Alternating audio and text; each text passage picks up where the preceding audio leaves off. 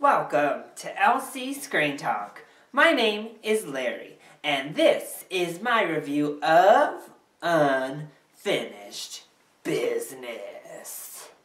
So say Geronimo, say Geronimo, say Geronimo, say Geronimo. Unfinished Business is the latest Vince Vaughn comedy that really left me feeling kind of confused. The best way I know how to describe this film is that it is actually two separate films smashed together.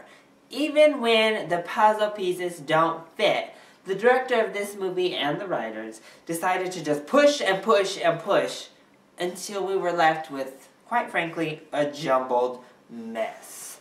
So just go ahead and get the positives out of the way. There are several funny parts that I found really amusing.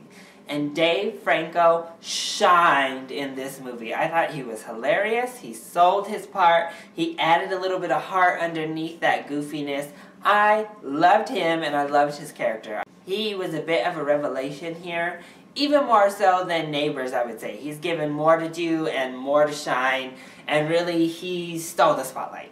I thought Vince Vaughn was serviceable, James Marsden was funny, and the underlying bullying, love yourself, don't give up on you and your dreams message is a nice message.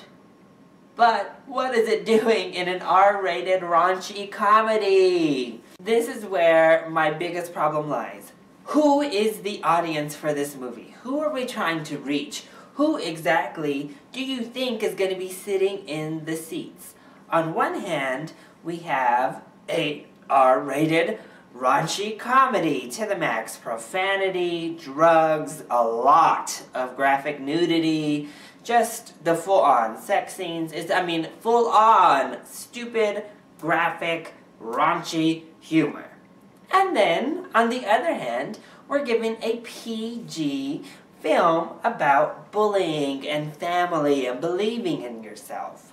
I think Vince Vaughn, the writers, the director, they had two different movies.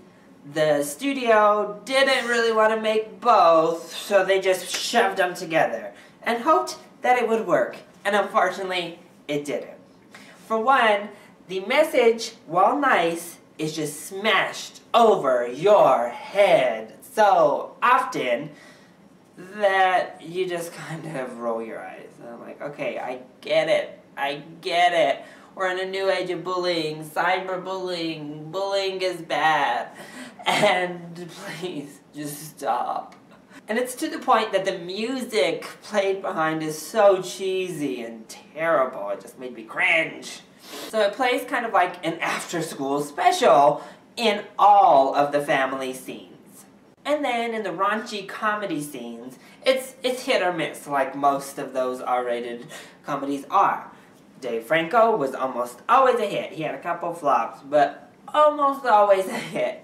Sienna Miller, on the other hand, always a flop. Every single scene she was in, I hated her. I thought she did a terrible job on this movie. I'm sorry, Sienna Miller, I'm sorry. But you just played this like a straight-up cartoon, and you made every scene you were in a complete joke. And unfortunately, we were all laughing at you and cringing at everything that came out of your mouth and the awful overacting that you did. Ugh. Honestly, so much of the nudity and so many of the gross-out, stupid gags in this film could have been cut. They were useless, they were needless, and they would have made the movie better to just be left on the cutting room floor. You could have made the PG-13 or PG movie that I think was the original idea for this if you just left out the boobs and penises and all of that nonsense. Because again, the core message of the film is aimed at school-aged children and teens, yet they're not allowed into this film because it's rated R, meaning no one under 17 without a parent. And it's very inappropriate in every way for those kids. So you're preaching to younger adults that are out on their own and just straight-up adults. You're preaching this message that would be better suited for younger people. It just doesn't make sense. And all of it ultimately is safe and predictable. So how does a movie that shows a bunch of penises and breasts be safe and predictable? The plot is safe. It creates devices to cause conflict and creates devices to cause solution. And it goes exactly the way you thought it would go from the moment you sat in your theater chair. There's no surprise, there are no twists, there are no turns.